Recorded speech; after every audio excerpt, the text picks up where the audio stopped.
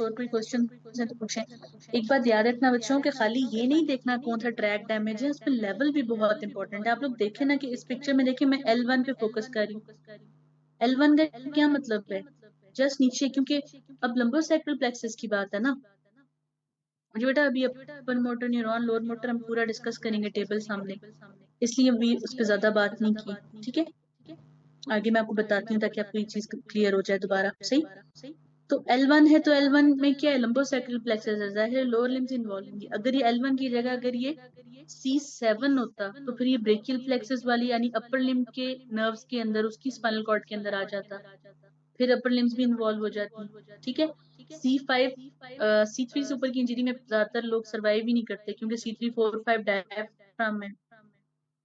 ठीक है, तो वो ट्रांजेक्ट होने का मतलब है कि कंप्लीट ट्रांजेक्शन। ठीक है, जैसा आपने lateral corticospinal effect of region explain किया था, right leg is involve not right arm, बाकी सबका भी इफेक्टेड रीजन बता दी बेटा। सब केसेस में यही बात करनी है ना। आप देखो मैं बताती हूँ। C3 का मतलब है C3 से ऊपर इंजरी है, लेकिन अपर लिम्ब को सप्लाई करने वाली स्पाइनल कॉर्ड कहाँ से? स्पाइनल सेगमेंट से। C5 C6 C7 सब इन्वॉल्व होंगे। अब ये खाली जिस जगह पर डैमेज है वो फेसिकुलस क्यूनिएटस था, इसलिए अपर लिम्ब इन्वॉल्व हुई। अगर ये पूरा डोर्सल कॉलम होता ना तो लेग वाला भी साथ इन्वॉल्व हो जाता रीजन। ठीक है, इसी तरह लेटरल स्पाइनोथैलेमिक है ना, जस्ट लेटरल स्पाइनोथैलेमिक ट्रैक्ट है और ये L1 के लेवल पे। L1 की जगह अगर ये C7 का लेवल होता ना या C5 का लेवल होता तो ये पूरी बॉडी इन्वॉल्व हो जाती। ठीक है, C6 पर ग्रेसिलस जो है होता है, मतलब उसमें सिर्फ जाहिर है फाइबर्स तो पास करके जा रहे होते हैं ना, लेकिन डिपेंड करता है कितना एरिया इन्वॉल्व होता है। फाइबर्स जो सेंसेशन लाने वाले हैं वो पास तो करते हैं, लेकिन मतलब अब एक मिनट रुकिए मैं आपको सोच कर इसको इजी करके बताती हूँ।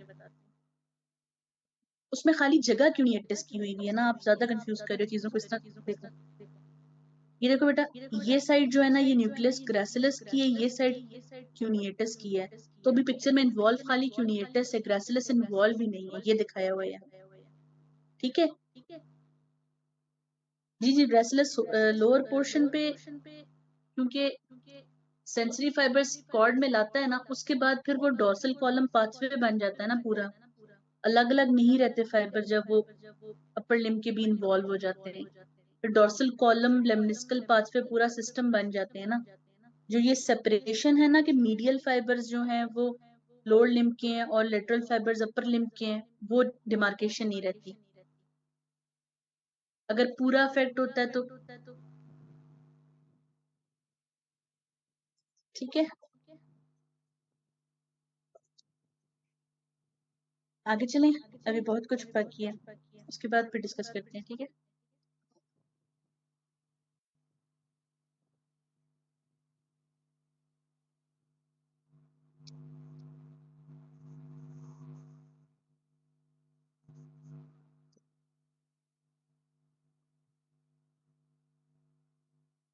Recording in progress.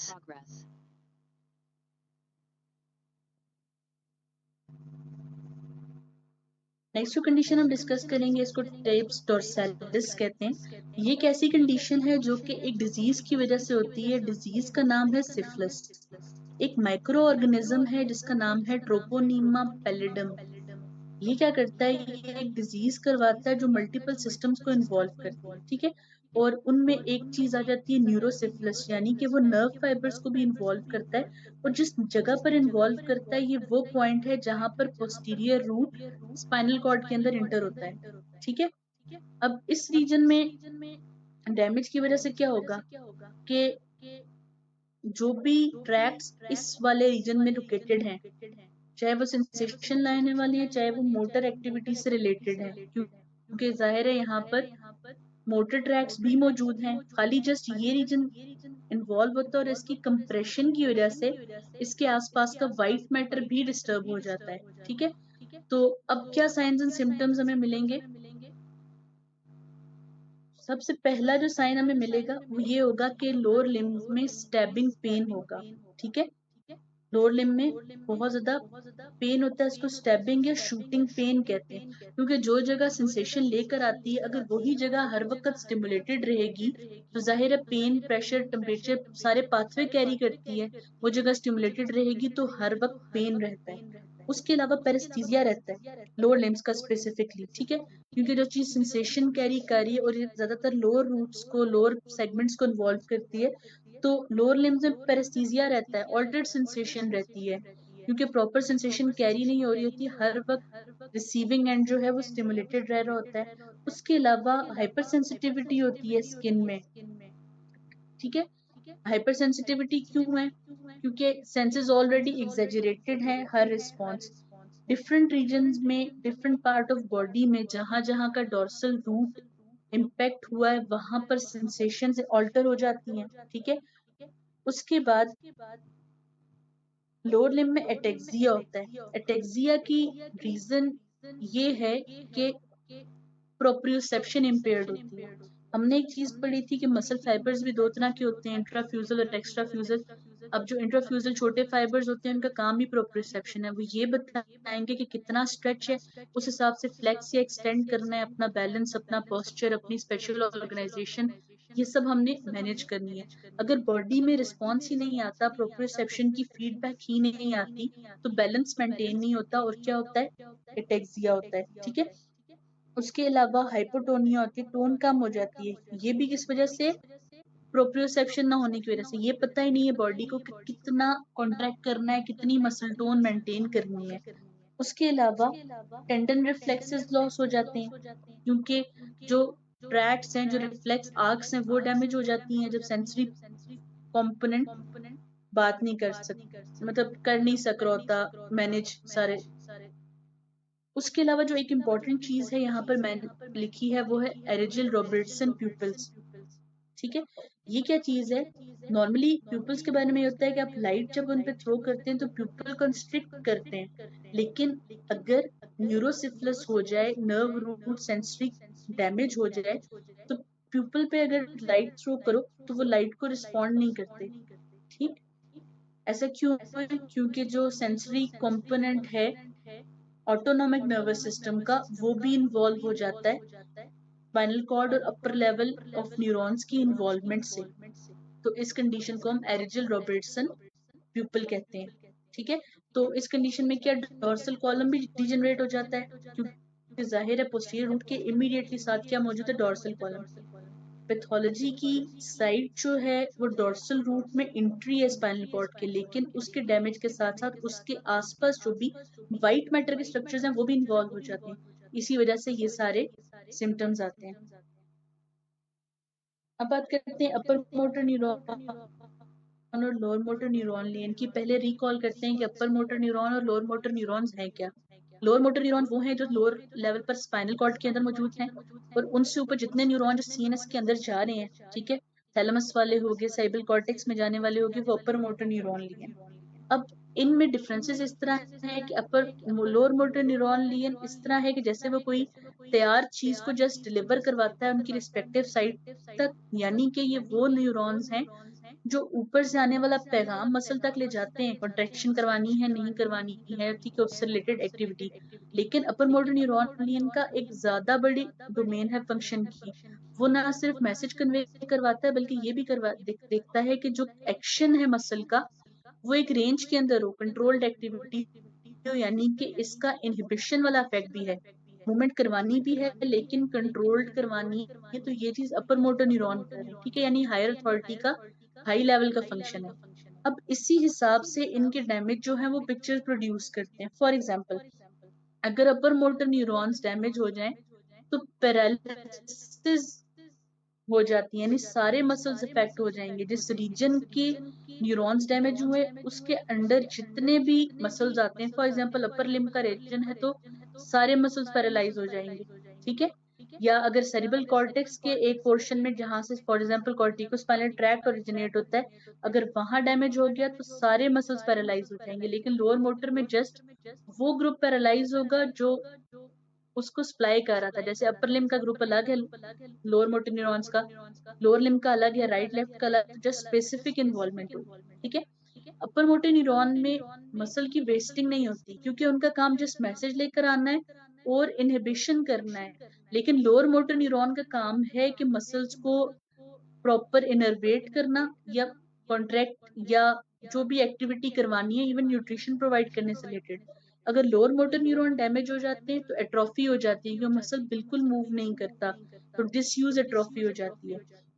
अब अपर मोटर न्यूरॉन का क्योंकि काम जो है वो इनहिबिशन करना है, तो अगर वो डैमेज हो जाते हैं तो डिसइनहिबिशन होगी, यानी कि इनहिबिशन नहीं होगी, ज्यादा मूवमेंट हो जाएगी, तो मसल्स में स्पेस्टिसिटी आ जाएगी। लोअर मोटर न्यूरॉन का काम जस्ट मैसेज कन्वे करना था, कॉन्ट्रैक्ट करवाना था। अगर वो बिल्कुल काम नहीं कर रहे, मैसेज ला ही नहीं रहे, मसल में कोई टोन ही नहीं रहती और डैमेज्ड एक्टिविटी हो जाती है और टेंडन रिफ्लेक्सेस भी खत्म हो जाते हैं टोन के साथ साथ, ठीक है। हाइपोटोनिया होगा और टेंडन रिफ्लेक्सेस भी खत्म हो जाएंगे। लेकिन अपर मोटर न्यूरॉन लियन में क्योंकि अब इनहिबिशन नहीं है, इसमें दो बातें आ जाती हैं। इनहिबिशन ना होने की वजह से टोन भी ज्यादा होगी और टेंडन रिफ्लेक्सेस भी एग्जैजरेट हो जाएंगे, ठीक है। सुपरफिशियल रिफ्लेक्सेस खत्म हो जाते हैं अपर मोटर न्यूरॉन लियन में, क्योंकि इनका जो एलिमेंट स्पाइनल कॉर्ड या ब्रेन से होकर आना है वो नहीं होता। लोअर मोटर न्यूरॉन में भी ऐसा ही है, क्योंकि इनकी कोऑर्डिनेशन जरूरी है रिफ्लेक्सेस होने के लिए। दोनों में से एक चीज भी अगर डैमेज हुई, रिफ्लेक्सेस नहीं आएंगे, ठीक है। अगर नर्व कंडक्शन वेलोसिटी देखें अपर मोटर न्यूरॉन लियन में नॉर्मल होगी, क्योंकि अपर मोटर न्यूरॉन लियन में रेलिवेंस है ही नहीं है नर्व की फंक्शनिंग की, ठीक है। न्यूरॉन्स वो वाले हैं जो मैसेज कन्वे करेंगे सीएनएस तक, जो मसल को डायरेक्ट सप्लाई कर रहे हैं, जहां पर हम नर्व की कंडक्शन चेक करें। फॉर एग्जांपल हम नर्व कंडक्शन चेक करते हैं रेडियल, मीडियन और अल्नर नर्व की।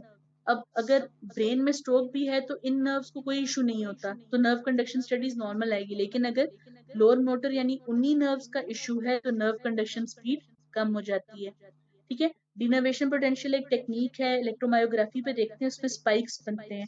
अपर मोटर न्यूरॉन लियन में स्पाइक्स नहीं आते, लेकिन लोअर मोटर न्यूरॉन लियन में मौजूद होते हैं, ठीक है।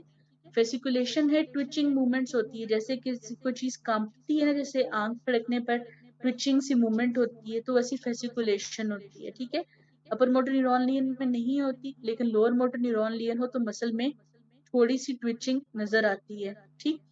ट्रॉफिक चेंजेस जो है, यानी कि नर्व सप्लाई लॉस होने की वजह से चेंजेस अपर मोटर न्यूरॉन लियन में बहुत कम आते हैं, लेकिन लोअर मोटर न्यूरॉन लियन में ज्यादा आते हैं। इवन के स्किन और नेल्स भी वीक हो जाते हैं। फिर क्लोनस है, रैपिड रिपीटेटिव मूवमेंट्स हैं, ये अपर मोटर न्यूरॉन लियन में मौजूद होती हैं, लेकिन लोअर मोटर न्यूरॉन लेन में नहीं होती, ठीक है। उसके बाद एक चीज है, इसको बेबिंस्की साइन कहते हैं, ये अपर मोटर न्यूरॉन लेन में मौजूद होगा, लोअर में नहीं होगा। ये है क्या? नॉर्मली ये होता है कि जब भी हम किसी बंदे की सोल को स्ट्रोक करते हैं या किसी भी शार्प चीज से टच करते हैं, तो से गुदगुदी की जाती है, नॉर्मल रिस्पॉन्स ये आता है कि टोस को फ्लेक्स कर दिया जाता है डाउनवर्ड। लेकिन अगर अपर मोटर न्यूरॉन लियन फंक्शनल ना हो, या इन्फेंट्स में नॉर्मल केसेस में ऐसी स्ट्रोकिंग पे इस तरह होता है कि फिंगर टोज हैं वो फैन आउट हो जाते हैं, ठीक है। ये एब नॉर्मल रिस्पॉन्स है, ठीक है, क्योंकि कुछ ट्रैक्ट फंक्शन कर रहे हैं, कुछ नहीं कर रहे, तो इस चीज को हम बेबिंस्की साइन कहते हैं। अपर मोटर न्यूरॉन लियन में ये वाली पिक्चर आती है जो कि एबनॉर्मल पिक्चर है, ठीक है। इनकी कॉजेज क्या है? लोअर मोटर न्यूरॉन लियन कब होंगे? जब एंटीरियर हॉर्न सेल्स डैमेज हो जाए, पोलियो हो जाए, ठीक है। उसके अलावा स्पाइनल नर्व रूट डैमेज हो जाए या कोई ट्रॉमा हो।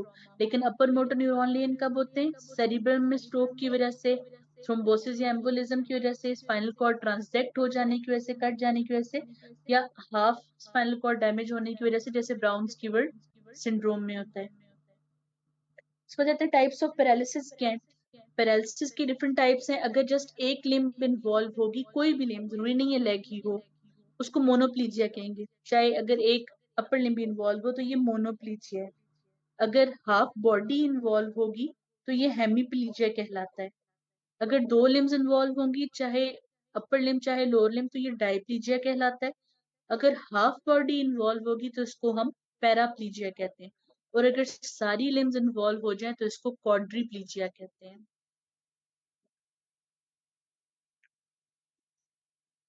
उसके बाद आ जाता है स्पाइनल शॉक सिंड्रोम। अब शॉक से पता चल रहा है, शॉक में जब भी कोई चीज होती है तो वो रिस्पॉन्ड नहीं करती, फंक्शन नहीं करती। अब ऐसा है कि जब भी स्पाइनल कॉर्ड इंजरी होती है तो जिस जगह पर इंजरी हुई है उससे लोअर लेवल पर कुछ टाइम के लिए स्पाइनल कॉर्ड का फंक्शन बिल्कुल खत्म हो जाता है। अब कुछ लोगों में ये कंडीशन कुछ घंटों तक रहती है, ज्यादातर 24 आवर्स तक, बाद में रिकवरी हो जाती है। कुछ लोगों में 1 से 4 हफ्ते लग जाते हैं। होता ही है कि स्पाइनल कॉर्ड जिधर है इंजरी, वहां पे नीचे ट्रैक्ट्स की फंक्शनिंग तो लॉस होगी, यानी कि पेन, प्रेशर, टेम्परेचर, टच, ये सब तो सेंसेशंस खत्म होंगी, मोटर एक्टिविटी तो खत्म होगी। उसके अलावा जो ब्लड वेसल्स हैं, क्योंकि उन पे भी कंट्रोल खत्म हो जाता है, तो टोन कम होने की वजह से स्वेयर हाइपोटेंशन होती है। उसके अलावा ब्लैडर का कंट्रोल, एनल स्फिंक्टर का कंट्रोल सब लॉस हो जाता है। ठीक है, तो इस कंडीशन को स्पाइनल शॉक सिंड्रोम कहते हैं। इससे रिकवरी में टाइम लगता है, लेकिन ग्रेजुअल रिकवरी हो जाती है। रिकवरी होने के बाद पहले तो रिस्पॉन्सेज ज्यादा शार्प आते हैं, लेकिन आहिस्ता आहिस्ता वो रिकवर हो जाते हैं। इसको टेस्ट करने का सबसे अच्छा तरीका होता है कि एनल स्फिंक्टर की टोन चेक की जाती है। अगर टोन एब्सेंट हो, इसका मतलब स्पाइनल कॉर्ड में रिकवरी नहीं हुई। अगर टोन रिकवर हो जाए, इसका मतलब है कि स्पाइनल कॉर्ड में फंक्शनिंग आ गई है दोबारा। ठीक है, क्योंकि स्पाइनल कॉर्ड का एक बहुत इंपॉर्टेंट फंक्शन जो है वो स्फिंक्टर्स का कंट्रोल है। उसके बाद एक कंडीशन है जिसको सेरिंगोमाइलिया कहते हैं। ये एक ऐसी कंडीशन है जिसमें जो सेंट्रल कैनाल है स्पाइनल कॉर्ड की, इसके डेवलपमेंटल डिफेक्ट होता है। अब सेंट्रल कैनाल ज्यादा कहाँ मौजूद है? स्पाइनल कॉर्ड के अंदर है और लोअर ब्रेन स्टेम में। तो ये डिजीज डैमेज भी ज्यादा इन्हीं रीजन्स को करेगी, और स्पेशली स्पाइनल कॉर्ड के भी सर्वाइकल रीजन को। जहां पर लियन होता है वहां क्या होता है, ज्यादा बड़ी कैविटी बन जाती है, क्योंकि सेंट्रल कैनाल होनी छोटी चाहिए थी इतनी, लेकिन अब क्योंकि वो प्रॉपर डेवलप नहीं हुई तो बड़ी सी कैविटी बन गई है, और उसने आसपास के रीजन को कंप्रेस करना शुरू किया है। इससे मुख्तलिफ साइंस एंड सिम्टम्स आते हैं, जैसे कि दोनों साइड की पेन और टेम्परेचर सेंसेशन लॉस हो जाती है, क्योंकि क्या है, ग्रे हॉर्न सारा डैमेज हो गया है। ठीक है, इन रीजन्स में मौजूद है वो सेल्स जो कि पेन और टेम्परेचर से रिलेटेड न्यूरॉन्स को रिसीव कर रहे थे, यानी उनकी सेल बॉडीज थी वो डैमेज हो जाती है। उसके अलावा लोअर मोटर न्यूरॉन लियन वीकनेस होती है, और ज्यादातर अब क्योंकि ये सर्वाइकल सेगमेंट्स हैं, तो वीकनेस कहाँ आएगी? अपर लिम्ब में। एक चीज याद रखिएगा, क्योंकि देखेंगे ये एक्सपेंशन के बावजूद पोस्टीरियर एस्पेक्ट इतना इन्वॉल्व नहीं हो रहा, तो जो कुछ डोर्सल कॉलम लेम्निस्कल सिस्टम से रिलेटेड है, जैसे tactile discrimination, vibratory sense, proprioception, वो इम्पैक्ट रहता है। उसके अलावा ट्रैक्स मुतासर होते हैं। ठीक है, लेग्स का पैरालिसिस भी हो सकता है। क्यों? क्योंकि ज्यादा मीडली क्या मौजूद होते हैं, कॉर्टिकोस्पाइनल ट्रैक के भी वो फाइबर्स जो लेग से रिलेटेड है, यानी ज्यादा डिस्टल एक्सट्रीमिटी से रिलेटेड है, इस वजह से। ठीक है, तो ये याद रखिएगा कि सिस्ट या कैविटी बन जाती है स्पाइनल कॉर्ड के अंदर, तो टाइम के साथ साथ एक्सपेंड करती जाती है और कंप्रेशन के सिम्टम्स प्रोड्यूस करती है। अब क्योंकि ये ज्यादा सर्वाइकल सेगमेंट में मौजूद है अपर लेवल पर, तो इसकी जो साइंस एंड सिम्टम्स है ना, उसके लिए वर्ड यूज करते हैं केप लाइक या शॉल लाइक डिस्ट्रीब्यूशन के। जैसे शॉल आप ओढ़ते हैं ना जिस जगह पर ज्यादातर, वहां पर इसके साइंस एंड सिम्टम्स आते हैं, क्योंकि ये वो रीजन है जो cervical segment of the spinal cord से सप्लाई होता है। ठीक है, तो ये इस तरह शो किया हुआ है। उसके अलावा अब क्योंकि अपर सेगमेंट में ऑटोनॉमिक फाइबर्स भी होते हैं, तो हॉर्नर सिंड्रोम के साइंस एंड सिम्टम्स भी आ सकते हैं, वो आगे हम डिस्कस करेंगे। उसके अलावा पोलियोमाइलाइटिस की बात करते हैं। ये क्या डिजीज है वैसे ये एक वायरल डिजीज जो ज्यादातर गैस्ट्रोइंटेस्टाइनल सिम्टम्स करती है, लेकिन क्योंकि ये एक्सोनल ट्रांसपोर्ट की वजह से वायरस इसका जो पोलियो वायरस है वो एंटीरियर हॉर्न सेल्स तक जाकर डिस्ट्रॉय कर सकता है, तो इसलिए इसको न्यूरो में इम्पोर्टेंस है। अब वैसे डिजीज बहुत ज्यादा कॉमन थी पिछली सदी में, लेकिन इम्यूनाइजेशन की वजह से काफी हद तक कंट्रोल कर ली गई है। इसकी इम्यूनाइजेशन पे एम्फेसाइज भी इसलिए किया जाता है क्योंकि ये क्योरेबल नहीं है, और पोलियोमाइलाइटिस से अगर बंदा रिकवर भी हो जाए तो जो न्यूरॉन्स ये डैमेज कर चुकी होती है उनमें कभी रिकवरी नहीं होती। ठीक, अब क्या होता है कि ये जिन जिन मसल्स पे जाकर एंटीरियर हॉर्न के जिस जिस पोर्शन को डैमेज करती है, उससे सप्लाई होने वाले मसल्स कंप्लीटली और परमानेंटली पैरालाइज हो जाते हैं। अब जाहिर जो मसल पैरालाइज हो गया वो एट्रोफी हो जाएगा। तभी इस लिम्ब में दिखाया हुआ है कि मसल की वेस्टिंग हो गई है और कॉन्ट्रेक्चर्स बन जाते हैं, यानी मसल्स होते नहीं, जैसे टेंडन्स होते हैं, कॉर्ड लाइक स्ट्रक्चर्स सारे। ठीक है, अब इसमें स्वेरिटी तब आती है जब ये पोलियोमाइलाइटिस जो है वो लैरिंग्स फेरिंग्स के मसल्स को या मसल्स ऑफ रिस्पिरेशन को इन्वॉल्व कर ले। जाहिर है कि अगर रिस्पिरेटरी मसल्स पैरालाइज हो जाएं तो डेथ हो जाती है। इसके अलावा एक कंडीशन है जिसको हम मल्टीपल स्क्लेरोसिस कहते हैं।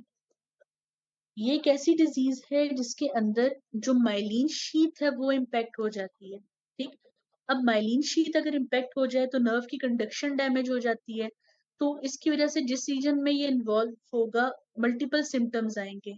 नंबनेस, टिंगलिंग, पेन की सेंसेशंस आ सकती हैं, मोटर मूवमेंट में वीकनेस आ सकती है। अगर ये ऑप्टिक नर्व को इन्वॉल्व करे तो वीएन के सिम्टम्स आ सकते हैं। उसके अलावा ये डिप्रेसिव डिसऑर्डर्स यानी कि ना सिर्फ ये न्यूरो से रिलेटेड बल्कि साइकेट्रिकल या इमोशनल एलिमेंट्स को भी डैमेज करता है, क्योंकि सारा जो प्रोसेस है हमारी थॉट्स वो सब तो नर्व कंडक्शन से है। और नर्व कंडक्शन में माइलिन इंपॉर्टेंट है क्योंकि शीथ इंसुलेशन प्रोवाइड करती है कि ये जो नर्व फाइबर है ये एक्सपोज तार की तरह एक्ट ना करे, यानी कि जैसे अपनी कंडक्शन करे, गलत शॉट ना मारे। ठीक है, जैसे करंट अगर वायर एक्सपोज हो तो करंट लग सकता है, अगर माइलिन की इंसुलेशन ना हो तो न्यूरॉन्स भी ऐसी एक्टिविटी करते हैं और ऐसी एक्टिविटी फिर डिजीज कहलाती है। ठीक है, मल्टीपल साइंस एंड सिम्टम्स हैं। फीमेल्स में ये ज्यादा कॉमन है और इसमें क्योंकि इसमें ऑटो इम्यूनिटी का एक रोल है। ठीक है, और ऑटो इम्यूनिटी जो है वो फीमेल हार्मोन्स की वजह से ज्यादा फीमेल्स में कॉमन होती है। अब मल्टीपल स्क्लेरोसिस में डिजीज प्रोसेस में ये है कि ये डिजीज आती और जाती रहती है, यानी कि रिमिशंस होते रहते हैं। बंदे को डिजीज होती है फिर ठीक हो जाती है, होती है ठीक हो जाती है, इस तरह इसमें साइकिल चलते रहते हैं। कार्नल कैरी फिनोमेना एक कंडीशन है जिसके अंदर जो सेरिब्रल टॉन्सिल्स हैं, यानी सेरिबेलम का एक पोर्शन है जिसको सेरिबेलम टॉन्सिल्स कहते हैं, वो जो है फोरामेन मैग्नम से हर्निएट कर जाते हैं। अब अगर ये हर्निएट करेंगे तो क्या करेंगे, सेरिब्रल मतलब फोरामेन मैग्नम से आए हैं और नीचे क्या मौजूद है, वर्टिब्रल कैनाल मौजूद है। तो ये फोर्थ वेंट्रिकल वाले रीजन पे प्रेशर प्रोड्यूस करते हैं और इसकी वजह से सीएसएफ की ब्लॉकेज करते हैं। अब सीएसएफ अगर प्रॉपर फ्लो नहीं करेगा तो इंटरनली प्रेशर प्रोड्यूस करेगा ब्रेन के डिफरेंट रीजन्स पे, तो उस हिसाब से जहां प्रेशर होगा वहां के साइंस एंड सिम्टम्स आएंगे। ऐसा ज्यादातर तब होता है जबकि क्रेनियम या स्कल प्रॉपर डेवलप ना हो सके, और इसमें अक्सर स्पाइना बाइफिडा भी इन्वॉल्व होता है कि अक्सर ऐसा भी होता है कि अगर स्कल प्रॉपर नहीं बना तो स्पाइनल कॉर्ड भी प्रॉपर डेवलप नहीं होती।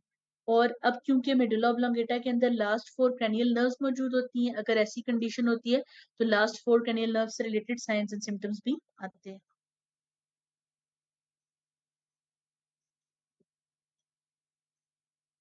एक इम्पॉर्टेंट क्लिनिकल सिंड्रोम है जिसको लेटरल मेडलरी सिंड्रोम कहते हैं। अब जो लेटरल पोर्शन है मेडुला ऑब्लोंगेटा का, उसको जो ब्लड वेसल सप्लाई करती है वो पोस्टीरियर इंफीरियर सेरिबेलर आर्टरी, यानी वो जो सेरिबेलम को सप्लाई कर रही है ना, पोस्टीरियर इंफीरियर सेरिबेलर आर्टरी, यही स्पाइनल कॉर्ड के लेटरल पोर्शन को सप्लाई कर रही है। अब अगर इस आर्टरी का थ्रोम्बोसिस हो जाए तो डिफरेंट साइंस एंड सिम्टम्स आते हैं। फॉर एग्जाम्पल, अब क्योंकि मेडुला के अंदर बहुत इंपॉर्टेंट न्यूक्लियाई मौजूद हैं, जैसे न्यूक्लियस एम्बिगस है, ट्राइजेमिनल नर्व न्यूक्लियस है, वेस्टिबुलर न्यूक्लियस है, उसके अलावा डिसेंडिंग सिंपैथेटिक फाइबर्स हैं और सेरिबेलर पेडंकल भी मौजूद है। अब इतने इंपॉर्टेंट रीजन्स जहां पर मौजूद हैं तो वहां पर डैमेज होने से मल्टीपल साइंस एंड सिम्टम्स आएंगे जो इन सब न्यूक्लियाई से रिलेटेड है। फॉर एग्जाम्पल, अब हमें पता है कि न्यूक्लियस एम्बिगस क्या करता है। न्यूक्लियस एम्बिगस जो है वो पैलेट के और लैरिंग्स के मसल्स को सप्लाई करता है। अगर उनका डैमेज हो जाए तो डिफिकल्टी इन स्वॉल्विंग और डिफिकल्टी इन स्पीच होगी। ठीक है, न्यूक्लियस एम्बिगस इन्वॉल्व हो गया है तो डिफिकल्टी इन स्वॉल्विंग और डिफिकल्टी इन स्पीच होती है। इसी तरह अगर ट्राइजेमिनल नर्व का न्यूक्लियस इन्वॉल्व हो जाए तो फेशियल नमनेस हो जाएगी क्योंकि सारी सेंसेशन तो ये कैरी कर रहा है। उसके अलावा अगर वेस्टिब्युलर न्यूक्लिया इन्वॉल्व हो जाते हैं तो नोजिया, वॉमिटिंग होगी, वर्टाइगो होगा, निस्टैग्मस होगा। ठीक है, चक्कर आएंगे और आई में जर्की मूवमेंट्स होंगी। इसके अलावा अगर डिसेंडिंग सिंपैथेटिक फाइबर्स इन्वॉल्व हो जाए तो क्या होगा, तो हॉर्नर सिंड्रोम होगा।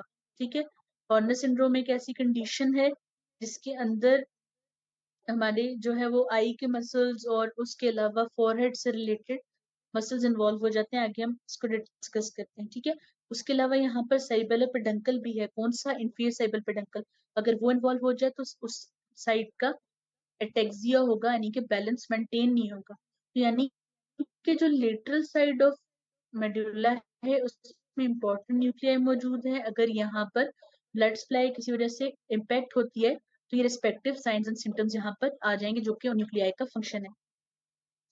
उसके अलावा क्योंकि यहाँ पे स्पाइनल लेमनिस्कस भी मौजूद है, लेटरल साइड पर मौजूद होता है, और अगर स्पाइनल लेमनिस्कस यानी कि स्पाइनोथैलेमिक ट्रैक कंबाइन इन्वॉल्व हो गए तो sensation of pain and temperature भी इम्पैक्ट हो जाएगा। इसी तरह एक और कंडीशन है जिसको मीडियल मेडलरी सिंड्रोम कहते हैं, यानी मेडुला का सेंटर। अब मेडुला का ये जो रीजन है ना, इसको सप्लाई करती है वर्टिब्रल आर्टरी डायरेक्ट, ठीक है। अब वर्टिब्रल आर्टरी इस रीजन को सप्लाई करती है, यहाँ पर जो इंपॉर्टेंट न्यूक्लियाई मौजूद हैं, यहाँ के थ्रोम्बोसिस में वो सारी एक्टिविटी डैमेज हो जाएगी। फॉर एग्जाम्पल ऑपोजिट साइड का पैरामिडल ट्रैक्ट इन्वॉल्व हुआ है, हमें पता है पैरामिड कहाँ मौजूद है, फ्रंट में मौजूद होते हैं, तो ऑपोजिट साइड की मूवमेंट्स इम्पैक्ट होगी, ठीक है। उसके अलावा यहाँ पर अगर लेटरल लेमनिस्कस यहाँ मौजूद था तो मीडियल लेमनिस्कस डोर्सल कॉलम वाला सेंटर में मौजूद होता है, यहाँ क्रॉस हो रहता है, तो जो भी पोजीशन मूवमेंट और टेक्टाइल डिस्क्रिमिनेशन की सेंस है ये खत्म हो जाएगी, ठीक है। उसके अलावा यहाँ पर हाइपोग्लॉसल नर्व का न्यूक्लियस होता है, यानी कि 12th नर्व जो कि टंग को कंट्रोल करती है, तो टंग की वो साइड पैरालाइज हो जाती है। कॉन्टैक्ट हेमरेज की बात करते हैं। अब जिस तरह इंपॉर्टेंट न्यूक्लियाई मौजूद हैं मेडुला के अंदर, इस तरह पॉन्स के अंदर भी बहुत सारे इंपॉर्टेंट न्यूक्लियाई मौजूद हैं। तो अगर पॉन्स के अंदर हेमरेज हो जाता है तो यहाँ पर 4 क्रैनियल नर्व्स भी हैं, ठीक है, उनसे रिलेटेड प्रॉब्लम्स भी होंगे। कौन सी वाली क्रैनियल नर्व्स है यहाँ पर, 5th 6th 7th 8th, तो उनसे रिलेटेड सिम्टम्स आएंगे, ठीक है। मसल्स ऑफ मेस्टिकेशन से रिलेटेड, फेशियल खास तौर पर पैरालिसिस होगा क्योंकि फेशियल नर्व यहाँ मौजूद है। उसके अलावा अगर यहाँ पर क्योंकि विजुअल पाथवे के स्ट्रक्चर्स मौजूद हैं तो प्यूपल्स भी इम्पैक्ट होंगे। उसके अलावा यहाँ पे एक्स्ट्रा ऑक्यूलर मसल को सप्लाई करने वाली एब्ड्यूसेंट नर्व मौजूद है, तो स्क्विंट भी आ सकता है, यानी कि आई बॉल जो है वो रोटेट भी हो सकता है, जिसको भेंगापन कहते हैं, ठीक है। वो चीज भी सारी पॉन्स के हेमरेज से आ सकती है। उसके अलावा यहाँ पर रिस्पिरेटरी सेंटर्स भी हैं और कुछ इंपॉर्टेंट रिफ्लेक्स सेंटर्स भी हैं, तो जिस रिस्पेक्टिव जगह पर हेमरेज होगा उसके साइंस एंड सिम्टम्स आ जाएंगे, ठीक है। तो उसके बाद आ जाता है एक बहुत इंपॉर्टेंट चीज, सेरिबेलर डिजीज के साइंस एंड सिम्टम्स। इसके लिए डिफरेंट निमोनिक्स यूज करते हैं, एक वेनिश्ड है और एक डेनिश वर्ड यूज करते हैं। इसमें रहता है कि अगर किसी का सेरिबेलम डैमेज हो गया तो उसको वर्टाइगो होगा, यानी कि चक्कर आएंगे। अब ये दो तरह से हो सकता है, या बंदे को फील हो के सराउंडिंग्स रोटेट कर रही है और वो स्टैटिक है, या ऐसा महसूस हो कि सराउंडिंग स्टैटिक और वो घूम रहा है। डिफरेंट फॉर्म्स है इसकी। इटेक्सिया यानी कि वो बैलेंस नहीं कर सकेगा चलने में। निस्टैग्मस होता है कि आई बॉल की टू एंड फ्रो मूवमेंट, ठीक है, आई बॉल प्रॉपर स्टेबलाइज नहीं होता, मूव करता रहता है। इंटेंशनल ट्रेमर होगा, इंटेंशनल ट्रेमर होता है कि जब बंदा कोई काम करना चाहे तब उसके हाथ कांपे। उसकी स्पीच जो है वो स्लर्ड होगी, ठीक है, यानी कि जैसे हकला कर वो बोलेगा। हाइपोटोनिया होगा, टोन कम हो जाएगी, ठीक है। उसकी गेज जो है वो एग्जेजरेटेड होगी, ब्रॉड बेस। नॉर्मली हम एक हिसाब का गैप रख कर चलते हैं, ऐसा बंदा जो है वो टांगे खोल कर, क्योंकि वो बैलेंस करने की कोशिश करेगा। जैसे मैंने एग्जांपल दी थी कि बस में जब आप चल जा रहे होते हैं और झटका लगता है तो आप थोड़ी सी टांगे ब्रॉड करके खड़े हो जाते हैं ताकि आप बैलेंस मेंटेन कर सकें। इस तरह करके बंदा चलेगा। और उसके अलावा एक चीज होगी जो कि बहुत इंपॉर्टेंट है सेरिबेलम की टेस्टिंग में भी, वो है डिस्टाइडोकोकाइनेसिया। ये क्या चीज है, हाथों को पाम की यानी मूवमेंट, जैसे इस पेशेंट ने हाथ रखा हुआ है ऐसे ऑल्टरनेटिंग मूवमेंट की जाती है। एक बार पाम सीधे रखते हैं नीचे वाले हाथ में, एक दफा उल्टी साइड रखते हैं, फिर इसको तेज तेज किया जाता है। अगर ये मूवमेंट मौजूद हो तो इसका मतलब ये नॉर्मल है, ना हो तो ये डिजीज है। इस तरीके को हम डिस्टाइडोकोकाइनेसिया कहते हैं। जिन लोगों में सेरिबेलम डैमेज होता है वो लोग इसको नहीं कर सकते, क्योंकि ये कोऑर्डिनेशन है ना, एक तरह की प्लान मूवमेंट है, एक एक्टिविटी है कि आपने हाथ ऐसे रखना है, सीधा रखना है, फिर सीधा उल्टा बार बार करना है। तो अगर सेरिबेलम डैमेज हो तो ऐसा पेशेंट ये वाली एक्टिविटी नहीं कर सकता। उसके अलावा कुछ और इंपॉर्टेंट टेस्ट भी हैं सेरिबेलम से रिलेटेड, जैसे कि फिंगर टू नोज टेस्ट है, ठीक है। आप ऐसे करते हैं कि डॉक्टर की फिंगर के साथ फिंगर लगाते हैं, फिर अपनी नोज के साथ लगाते हैं। ये भी कोऑर्डिनेटेड मूवमेंट है, प्लान मूवमेंट है। अगर सेरिबेलम डैमेज हो तो बंदा ये नहीं कर सकता। उसके अलावा और बहुत सारे मूवमेंट्स हैं, जैसे कि फुट को पूरी शिन पे, यानी टिबिया बोन की शिन पे ऊपर नीचे मूव करना, ठीक है, ये भी तब कर सकता है बंदा जब उसका सेरेबेलम इंटैक्ट हो, वरना ये मूवमेंट भी इन्वॉल्व नहीं परफॉर्म नहीं होती, और इसलिए ये भी सेरेबेलम टेस्टिंग में आती है। एक बहुत इंपॉर्टेंट डिजीज को अल्जीमर्स डिजीज कहते हैं, यूएस में बहुत ज्यादा कॉमन है क्योंकि इसके जेनेटिक एलिमेंट है, तो उस रेस में कॉमन है। अप्रोक्सीमेटली 4 मिलियन लोग जो हैं यूएस में वो अल्जीमर डिजीज से सफर कर रहे हैं। अब इसमें होता क्या है, इसमें मेमोरी लॉस होती है, पर्सनैलिटी डिसइंटीग्रेट हो जाती है, यानी कि अपना आप याद नहीं रहता, अपनी नॉर्मल फंक्शनिंग, फैमिली, ये सब लोग याद नहीं रहते। डिसोरिएंटेशन होती है, बंदे को ये नहीं पता होता मैं कौन हूँ, मैं कहाँ हूँ। स्पीच डिटोरिएट हो जाती है, रेस्टलेसनेस होती है। ठीक है, इसकी डिफरेंट टाइप्स हैं, डिफरेंट मतलब है, अल्टीमेटली होना सब में एक ही चीज है, लेकिन ऑनसेट डिफरेंट है, कुछ में अर्ली ऑनसेट है, कुछ में लेट ऑनसेट है। अब इसकी जो रीजन है वो माइक्रोस्कोपिक डिपोजिशन है एक प्रोटीन की, जिसको कहते हैं टाउ प्रोटीन। अब ये प्रोटीन जो है न्यूरॉन्स के अंदर जमा हो जाती है और टैंगल्स बन जाते हैं, जैसे गुच्छा नुमा चीजें जो है न्यूरॉन्स में डिपॉजिट हो जाती है, और इनके अंदर सारे फाइबर्स होते हैं डैमेज हुए हुए न्यूरॉन्स के। ठीक है, जगह जगह ऐसे प्लाक्स मौजूद होते हैं, तो इनकी डिपोजिशन की वजह से नॉर्मल जो पाथवेज हैं ब्रेन के वो डैमेज हो जाते हैं, और बंदे में ये सारी सिम्टम्स आ जाते हैं, स्पीच के, रेस्टलेसनेस के, डिसोरिएंटेशन के। ठीक है, जेनेटिक एलिमेंट है इसका, और रेट ऑफ प्रोग्रेशन और एज ऑफ ऑनसेट डिफरेंट है, लेकिन जिस भी जेनेटिक रीजन की वजह से होगी पिक्चर यही होती है बाद में। सेरिब्रल कॉर्टेक्स लेन की बात करते हैं। सेरिब्रल कॉर्टेक्स लेन में एक चीज याद रखनी है कि एफेजिया जो है, यानी कि स्पीच इम्पैक्ट होना, ये दो टाइप का है, एक रिसेप्टिव एफेजिया है, एक एक्सप्रेसिव एफेजिया है। रिसेप्टिव का मतलब है स्पीच को समझ ना सकना, और एक्सप्रेसिव का क्या मतलब है, एक्सप्रेसिव का मतलब है बात कर ना सकना, यानी कि रिसेप्टिव एफेजिया में इन्वॉल्व होगा वर्निकीज एरिया, और एक्सप्रेसिव एफेजिया में इन्वॉल्व होगा ब्रोकाज एरिया। अब पहले बात करते हैं हम एक्सप्रेसिव एफेजिया की। अब ब्रोका एरिया जो है वो कहाँ मौजूद है, हमें पता है कि वो इंफीरियर फ्रंटल गायरस में मौजूद है। अगर वहां पे किसी वजह से डिस्ट्रक्शन हो जाए तो पेशेंट जो है वो स्पीच प्रोड्यूस नहीं कर सकता, लेकिन सोच जरूर सकता है कि उसने बात करनी क्या है, कहनी क्या है। ठीक है, क्योंकि वर्निकीज एरिया तो काम कर रहा है, तो वो लिखकर अपनी बात समझा सकता है, लेकिन जुबान से बोल नहीं सकता, यानी कि मोटर स्पीच डैमेज हो जाती है। लेकिन अगर वर्निकीज एरिया इन्वॉल्व हो जाए, ठीक है, डोमिनेंट हेमिस्फेयर में टेम्पोरल लोब के अंदर वर्निकीज एरिया इन्वॉल्व हो जाए, तो रिसेप्टिव स्पीच खत्म हो जाती है, यानी कि समझ नहीं आता अगला बंदा बोल क्या रहा है, या लिखा हुआ अगर पढ़ो तो वो समझ नहीं आती। अब ऐसा बंदा बात तो कर सकता है क्योंकि ब्रोकाज एरिया इंटैक्ट है, लेकिन उसको ये नहीं पता होता कि मैं बात क्या कर रहा हूँ, तो सेंसलेस स्पीच होती है। ठीक है, स्पीच है लेकिन सेंसलेस, इसमें समझ है बात की लेकिन स्पीच नहीं होती।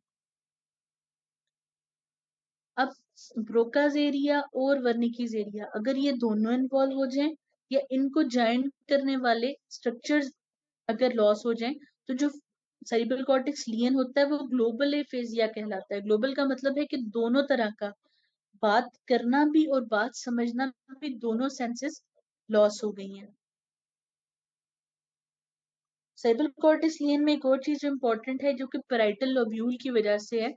पैराइटल लोब्यूल जो है उसके अंदर एक एरिया होता है जिसको जो सेंसरी कॉर्टेक्स कहते हैं, सोमेस्थेटिक या सेकेंडरी कॉर्टेक्स, जो कि सारे सेंसेस को इंटीग्रेट कराती है। एक तो प्राइमरी सेंसरी कॉर्टेक्स है जो सेंसेस रिसीव करती है, एक सोमेस्थेटिक एरिया है इसका जो सारी तरह के सेंसेस को इंटीग्रेट कराती है। अब इस इंटीग्रेशन की वजह से ह्यूमन बीइंग में एक एबिलिटी है चीजों को सेंस करके फील कर लेने, उसको स्टीरियोग्नोसिस कहते हैं, कि चीज को उसके कंटोर से, उसके टेक्सचर से पहचान लेना। ऐसा कैसे होता है, पेन, प्रेशर और मल्टीपल पाथवेज जो हैं उनके इकट्ठे एक्ट करने की वजह से। फॉर एग्जांपल जैसे इस पेशेंट के हाथ में नेल या कील दिया गया है, तो इसको पता चल जाएगा हाथ बंद करने से कील पकड़ा है या मैंने चाबी पकड़ी है।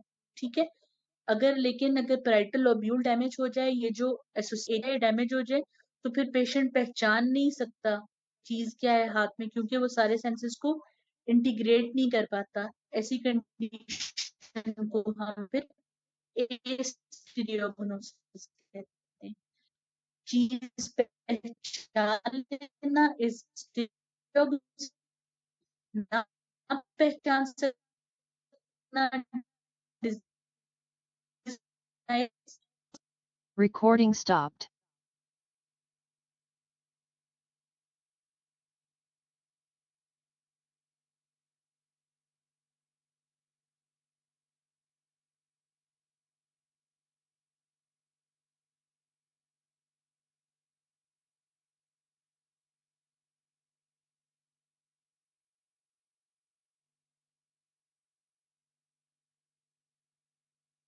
Recording in progress.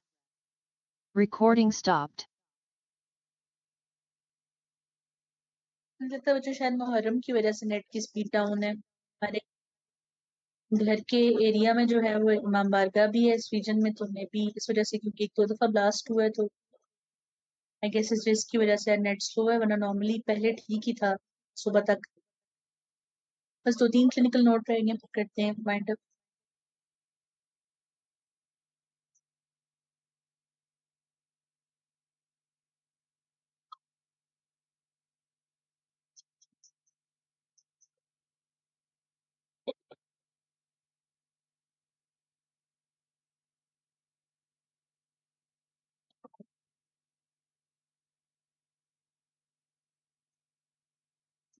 जो स्क्रीन शेयर नहीं लोड हो रहा। चले, मैं 2-3 क्लिनिकल नोट रह गए हैं, वो कल के लेक्चर के साथ फिर कंटिन्यू करेंगे, ठीक है।